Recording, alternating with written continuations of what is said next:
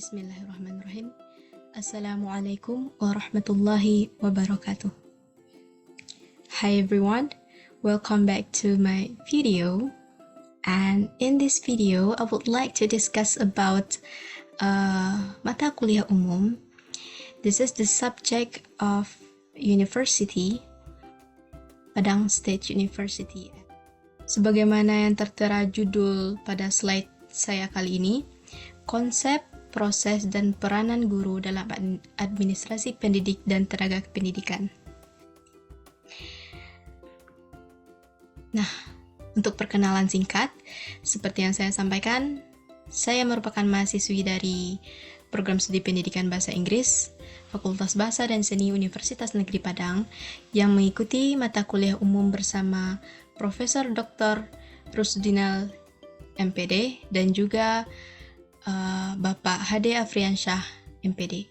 Nah, di sini saya berasal dari sesi 0019, yaitu tepatnya di kelompok 4 dengan NIM 22018037. Nah, untuk memulai presentasi ini, saya akan memantik teman-teman sekalian dimulai dari 3 pertanyaan, yaitu apa itu administrasi pendidikan, administrasi pendidik dan tenaga kependidikan, kemudian bagaimana proses dari administrasi ini, dan juga apa peranan guru dalam administrasi pendidik dan tenaga kependidikan. Nah, berdasarkan dari 3 pertanyaan ini, jawabannya akan tertera dalam slide berikutnya. Yang pertama, mari kita ketahui terlebih dahulu pengertian dari administrasi pendidik dan tenaga kependidikan. Nah, bila kita ulas secara umum, kalau kita analisa dari segi bahasa atau secara etimologisnya, istilah administrasi ini berasal dari bahasa Latin, yaitu terdiri dari ad, yang berarti kepada, dan juga ministro, yang bermakna melayani. Jadi, dengan demikian, administrasi ini dapat diartikan sebagai pelayanan atau pengabdian kepada subjek tertentu yang dalam konteks pendidikan berarti melayani penyelenggaraan pendidikan. Nah, dikutip dari Purwanto tahun 2007, menurut Ramadhani, kata administrasi secara harfiah dapat diartikan sebagai kegiatan atau usaha untuk membantu, melayani, mengarahkan, atau mengatur semua kegiatan di dalam mencapai suatu tujuan. Nah, dalam konteks yang sempitnya, yaitu dalam konteks pendidikan, administrasi ini merupakan kegiatan rutin, catat-mencatat, kemudian mendokumentasikan kegiatan, kemudian menyelenggarakan kegiatan, serta surat-menyurat dengan segala aspek, serta mempersiapkan laporan. Nah, beralih dari pengertian administrasi tadi, kita akan berlanjut kepada pengertian dari pendidik. Nah, menurut Undang-Undang Nomor 20 Tahun 2003, dalam sistem pendidikan nasional, tenaga kependidikan yang berkualitas sebagai guru, dosen, konselor, pamong belajar, widyaswara, tutor, instruktur, fasilitator, dan sebutan lain yang sesuai dengan kekhususannya, serta berpartisipasi dalam menyelenggarakan pendidikan.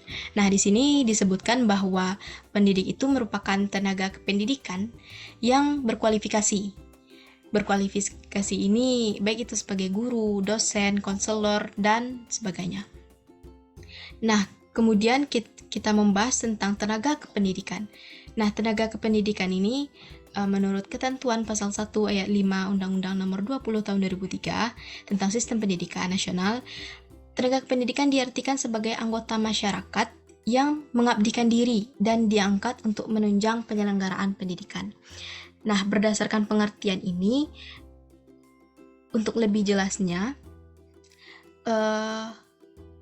anggota masyarakat yang dimaksud untuk mengabdikan diri ini dan diangkat untuk menunjang penyelenggaraan pendidikan sama-sama kita ketahui, seperti contohnya yaitu kepala sekolah, kemudian wakil kepala sekolah, kemudian ada tata usaha, laboran, dan juga pustakawan, ada pelatih ekstrakurikuler, petugas keamanan, pengawas satuan pendidikan, tenaga administrasi, teknisi, dan pengelola kelompok belajar, dan juga pamong belajar.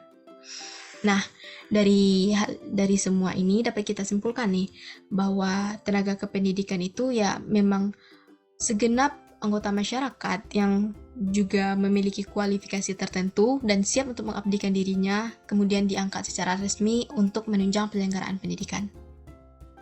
Nah, untuk kita simpulkan, administrasi pendidikan dan tenaga kependidikan ini atau PTK merujuk pada proses keseluruhan kegiatan pendidik yang meliputi perencanaan, pengorganisasian, pengarahan, pelaporan, pengkoordinasian, pengawasan, dan pembiayaan dengan menggunakan atau memanfaatkan berbagai fasilitas yang tersedia untuk mencapai tujuan pendidikan secara efektif dan juga efisien.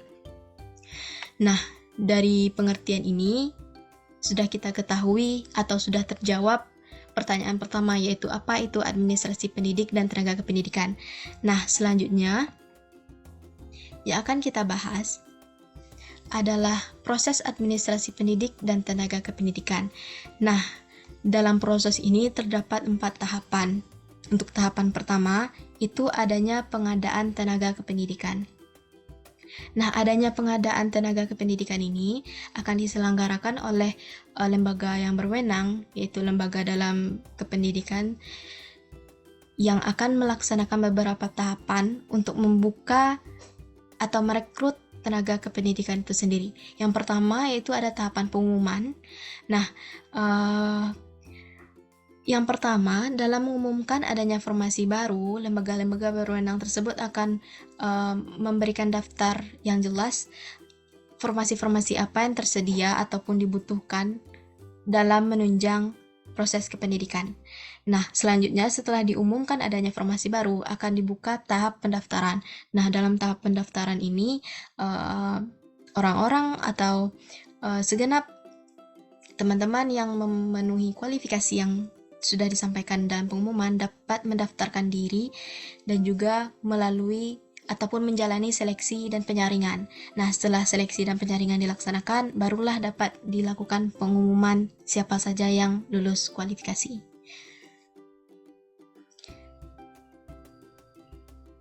Nah, dalam proses yang kedua, yaitu ada proses manajemen tenaga kependidikan.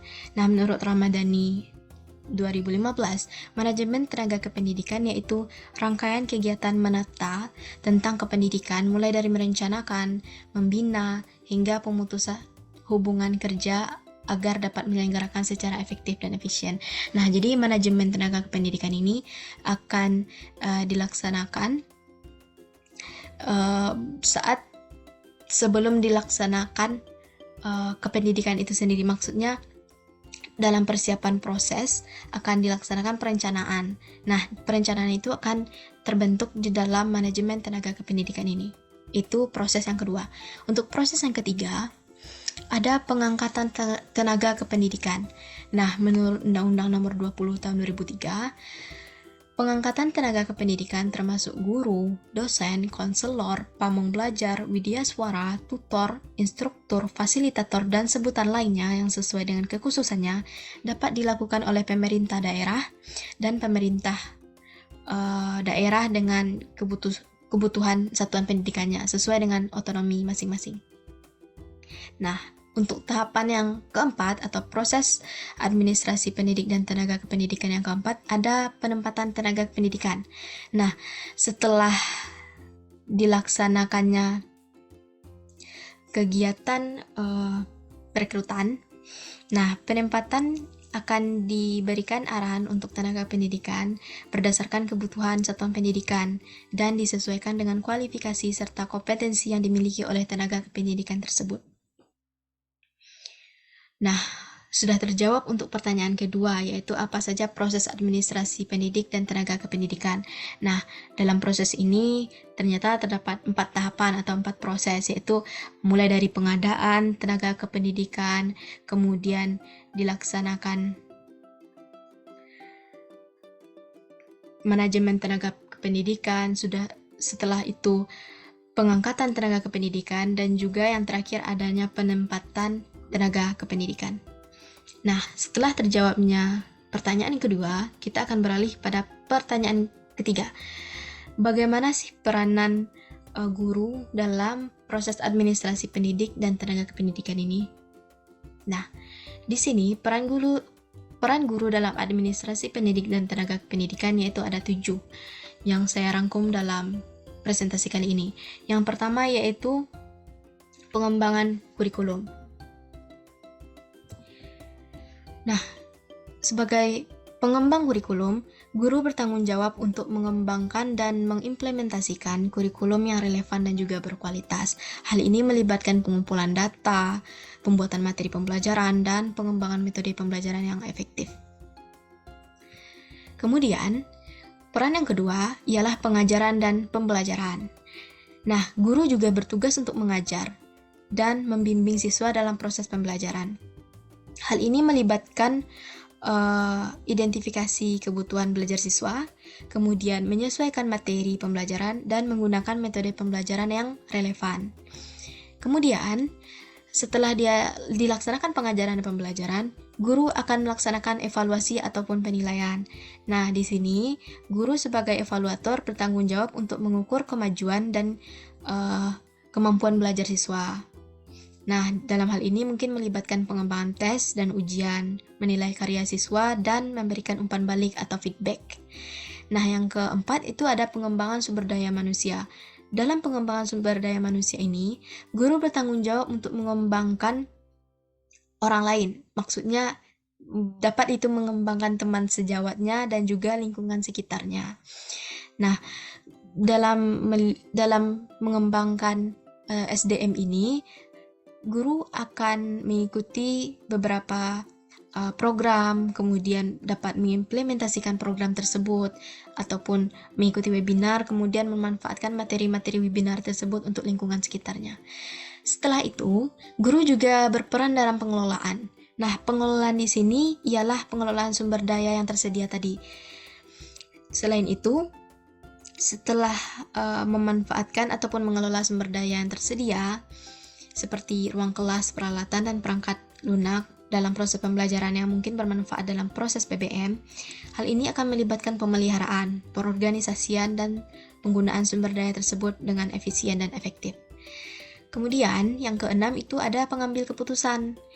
Nah, guru bertanggung jawab untuk membantu dan dalam pengambilan keputusan strategis dalam APTK, Administrasi Pendidik dan Tenaga Kependidikan. Nah, dalam hal ini akan melibatkan pengumpulan data kembali, kemudian analisa data dan pemberian rekomendasi kepada pemimpin pendidikan. Nah, yang terakhir itu ada pembinaan hubungan. Guru juga memiliki kewajiban untuk membina hubungan dengan para pemangku kepentingan seperti siswa tentunya, kemudian dengan orang tua siswa dan juga masyarakat umum. Jadi, guru tidak hanya terbatas pada lingkungan kelasnya saja, tidak terbatas pada urusan-urusan administrasinya saja, namun juga terjun dalam sosial. Nah, berdasarkan penjelasan tadi, sudah terjawab juga pertanyaan kita yang ketiga, yaitu apa peran guru dalam administrasi pendidik dan tenaga kependidikan. Nah, mungkin untuk pertemuan kita kali ini, sekian saja materi yang dapat saya bagikan. Semoga bermanfaat untuk teman-teman sekalian. Di sini dapat kita simpulkan dalam materi yang saya jelaskan di dalam video ini, bahwa guru memainkan peranan yang penting dalam administrasi pendidik dan tenaga kependidikan. Mereka adalah agen utama, pengajar, dan juga bertanggung jawab untuk mengimplementasikan kebijakan pendidikan dan program di ruang kelas. Kemudian sebagai guru, peranan mereka mencakup fungsi instruksional dan administratif, kemudian juga melibatkan pengembangan kurikulum dan materi pengajaran, evaluasi prestasi siswa, dan memberikan umpan balik atau feedback kepada siswa dan juga rekan sekerja. Nah, berdasarkan kesimpulan tadi, itulah akhir dari perjumpaan kita dalam video kali ini, dan nantikan untuk video-video saya selanjutnya. Terima kasih sudah menyaksikan, dan see you next time.